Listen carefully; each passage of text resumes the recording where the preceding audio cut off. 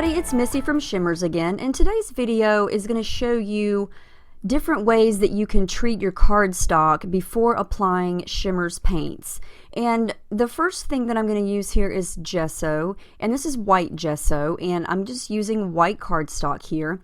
And if you're unfamiliar with what gesso is, it's a primer, and I'm just using an old credit card here to smudge some down, and it's going to create a barrier between the paper and the paint.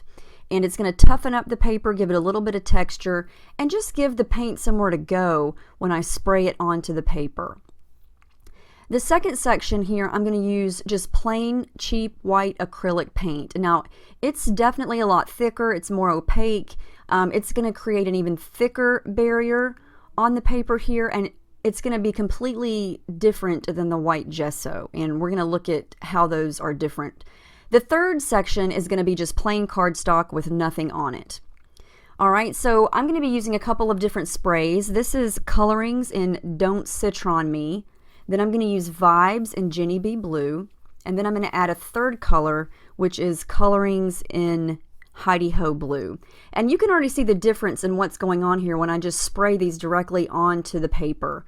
The gesso and the paint, you can see the paint or the sprays pools up a little bit. I'm just going to use my water brush here to do a little bit of smudging. Now on the gesso, it's going to blend really nicely. The more water I add and the more I move around with the brush, the paint's going to blend really nicely. And the same thing with the white acrylic paint. However, on the white acrylic paint, it's not going to seep into the paper as much, and so it's going to stay wet a lot longer. And on the right, with nothing on the paper, it's harder to blend because right when you spray it down, it's immediately going to start to seep into the paper, and you can see there it doesn't blend as well, and the more water you add, the more it's going to start to seep through the paper. And you can see the first two there, they're still liquid on top because both of those products create a barrier.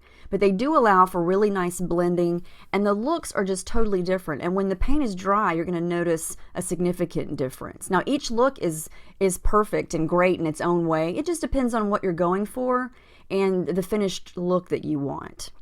So I'm going to take my heat gun here and just give these a little bit of heat to dry just for the sake of time. And now we're going to look at everything. Look at the differences in treating the cardstock. The first one here with the gesso, you can see definitely more crisp lines where the water dried. Now you could take your water brush and go right back to that and continue to blend it. But you can see the difference there, and you still get a little bit of shimmer, and you could continue to add sprays to add even more shimmer. It just depends on what you want. Now the middle there, look at the difference in the shimmer. That's the white acrylic paint. Definitely a more smooth and blended look. And then here is just plain cardstock. You're still going to get the shimmer and the sparkle, but your color, to me, it's not as dark. So if you wanted it to go darker, you need to keep spraying, but you do run the risk of, it seeping through the paper and making it a little more warped. So it just depends on what you're going for and the colors that you use.